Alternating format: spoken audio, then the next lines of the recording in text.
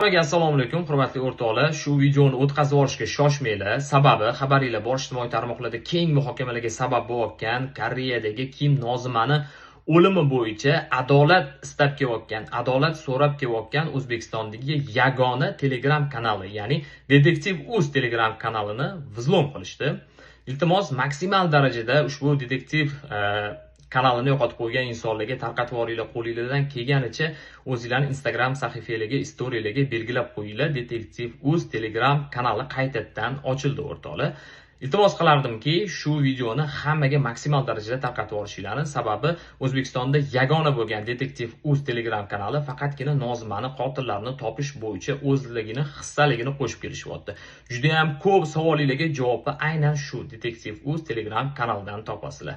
Bu kanal yangi kanal o'rtoqlar. Hammaga kattakon rahmat. Sizlardan iltimos qilib qolardikki, ushbu videoni maksimal darajada tarqatishinglarni. Hammaga kattakon rahmat. Mana aytdim-da. Menga o'sha posolstvada ishlaydigan ayol kishi telefon qilib, "Avazbek, men viza beraymi, bermaymi? Naqlli yordam beraymi?" dedi. Opa dedim, "Pulini bersa ham yordam bermaysiz endi." Bir kun oldin yordam bering deb yozdim. Endi yordam beraylikmi dedi. "Pulini bersa ham yordam bermaysiz." Desam, "Bo'ldi, sizga gapingiz gapdi." Mana Farida o'zi ham gaplashdi. "Avazbek nima desa shu" dedi. "Bo'ldi, viza o'sha kuni biz $3000 degan joyda bir tiyin emasdan shu ayol ertaga jo'natib qo'ydilar Koreyaga turgan joyimizda shu yerdan qaytdik. Chunki biz qanaqa ko'ngilda yordam beramiz. Bu yana bir intervyu berib ko'timizni ko'lab chiqyapti. Bu qanaqa narsa bu? Biz nima ko'ngilda yuribmiz, u nima ko'ngilda turibdi. Darding bo'lsa, ayt, biz nima qilyapmiz? Shashka o'ynab yuribmizmi? Biz ham qilamiz o'sha senga yordam. Ular u 1,5 oy shu temaga kelgan bo'lsa, biz o'sha paytda yetib kelgandik bu narsaga. Shuning uchun Farida opa gapirmay, opa o'zingiz haqingizda umuman gapirmaysiz. O'sha odamlar gapirsa, Alloh bilsin, lekin men o'zim uchun bilaman. Nima deydi? Bir musulmon inson sifatida, bir opa sifatida men yuragimda o'rningiz boshqacha. Lekin mana sizga ana hammani oldida anaqa bir uka sifatida haddim sig'ib bitta narsani gapiray. Endi Farida opa xarakteri shunaqa, anaqaroq. Lekin men o'zim ham aytaman, Farida opa katta bo'lib qoldi opa, aniqligi internetda chiqib bunday qilayotgan narsalarni kamaytiring opa deyapman. Endi bu aql xarakteri shunaqa. Shuning uchun endi mana shu narsalarni to'g'ri balki sal seryozni aytsa, bu ayoldan yaxshi ayol. Hozir ham mana hozir shu prямой efirda ham bittasi bolasini boqib o'tiribdi mana shu ayol. Telefonni bittasi bolasini tashlab ketgan shu Koreyada. O'shani bolasini boqib o'tiribdi. Buni bolasi ham bas bo'lmasa. Opa kim bu desam, birovni bolasi. Sizga nima foyda desam, savol uchun boqib o'tiribman deyapti. Koreyada o'zini bolasini boqmayapti odamlar.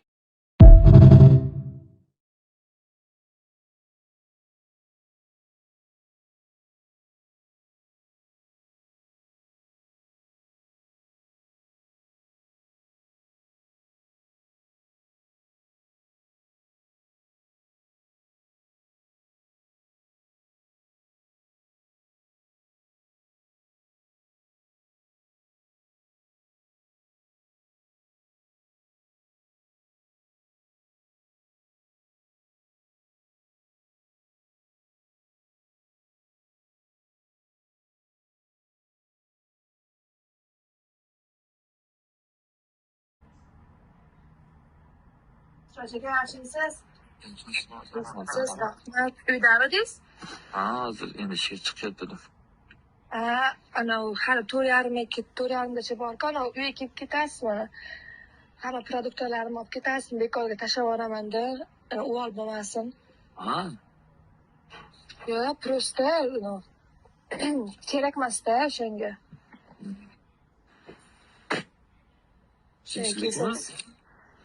Tinchlik. Просто bir qozon ovqatam bor edi, shunga uvol bo'lmasin deyapman-da. Olib ketsangiz yaxshi bo'lardi. Abi siz ham produktda qilasiz-ku, bekorga o'shanga pulingiz sarflamang deyapman. Uyda men ovqatim bor, siz ovqat qilasiz. Yo, mayli, ovqatingiz yo'q deyapman. Просто shuncha produktda uvol bo'lmasin, tashlab yuborsam uvol bo'ladi-da, undan ko'ra sizga berib yuborib qolay deyapman-da.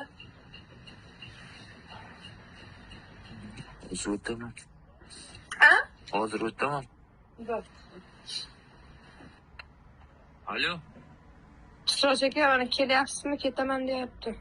Mana hozir chiqdim ishdan. Ko'ryapman. To'g'ri, keng bo'pti.